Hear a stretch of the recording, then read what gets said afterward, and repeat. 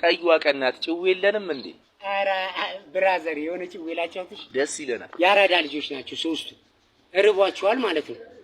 እና በቃ መላምን እንዘይድ ምናምን ሲባባሉ አንዱ ምን እንዳላቸው ታውቂያለሽ? በቃ እኛ አንድ ምግብ ቤት እንግባና ሶስታችንም የተለያየ ቦታ እንቀመጥ አላቸው።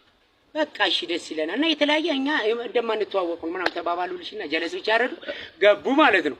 ከዛ ጥግ ጋር በቃ አንደኛው ምናምን ኮርነር ላይ ጠብቆ ምናምን ነገር ቁጭ አለ። አንደኛው ምን እንዳዘዘ ታውቂያለሽ? ቅቅል አዘዘ። አንደኛው ቀይ ወጥ አዘዘ። አንደኛው ጥብስ አዘዘ።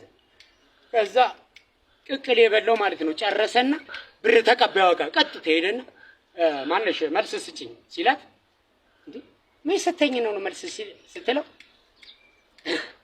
ቀይ ወጥ እየበላ ያለው ልክ ነው እኔ እንደሰጠሁሽ ነው እሱ የሰጠሽ ምናምን አለ።